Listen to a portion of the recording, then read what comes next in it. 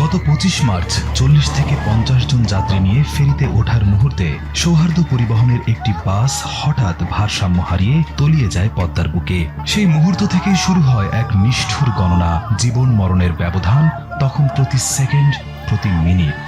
চিকিৎসা বিজ্ঞান বলে অক্সিজেন ছাড়া মানুষের মস্তিষ্ক মাত্র 3 থেকে 5 মিনিটে অপূরণীয় ক্ষতির মুখে পড়ে। একজন সাধারণ মানুষ পানির নিচে 30 থেকে 90 সেকেন্ড শ্বাস আটকে রাখতে পারেন। শরীরে থাকা অক্সিজেন শেষ হলে কার্বন ডাই অক্সাইড জমতে থাকে এবং একটা পর্যায়ে শরীর জোর করে শ্বাস নেওয়ার চেষ্টা করে। পানির নিচে সেটাই কাল হয়ে দাঁড়ায়।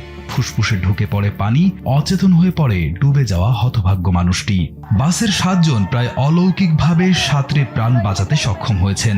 যে 7 জন বেঁচে ফিরেছেন তারা সম্ভবত বাস ডোবার কয়েক মিনিটের মধ্যেই জানালা বা দরজা দিয়ে বের হতে পেরেছিলেন, যখন শরীরে তখনও অক্সিজেন ছিল এবং মস্তিষ্ক সচল ছিল। বাকিরা হয়তো বের হওয়ার পথ পাননি, হয়তো মাত্র কয়েক মিনিটের মধ্যেই অক্সিজেনের অভাবে চেতনা হারিয়েছেন।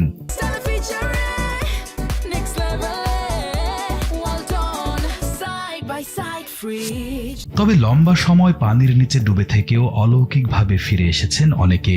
2012 সালে উত্তর সাগরে 300 ফুট নিচে কাজ করছিলেন পেশাদার ডুবুরি ক্রিস লেমন্স। হঠাৎ বিচ্ছিন্ন হয়ে যায় তার অক্সিজেন সরবরাহকারী নলটি। কোনো অক্সিজেন নেই, সাহায্যেরও কোনো উপায় নেই। তবুও প্রায় 30 থেকে 38 মিনিট পর তাকে জীবিত উদ্ধার করা হয়। উত্তর সাগরের হিমশীতল পানি তার শরীরকে এক ধরনের সুপ্ত অবস্থায় নিয়ে গিয়েছিল। শরীরের তাপমাত্রা নাটকীয়ভাবে কমে যাওয়ায় মস্তিষ্কের অক্সিজেনের চাহিদাও কমে যায় এবং সেটি তাকে বাঁচিয়ে রাখে। 1986 সালে মাত্র 2 বছর বয়সে মিশেল একটি বরফ ঠান্ডা পাহাড়ি ঝর্ণার পাড়ে তলিয়ে যান। 1 ঘন্টারও বেশি সময় পানির নিচে থাকার পরও চিকিৎসকদের অক্লান্ত পরিশ্রমে তিনি সুস্থ হয়ে ওঠেন। তাই কেউ পানিতে ডুবে গেলে প্রতিটি সেকেন্ড মূল্যবান। দ্রুত উদ্ধার, দ্রুত চিকিৎসা, এই দুটো পদক্ষেপই পারে একটি জীবন ফিরিয়ে দিতে।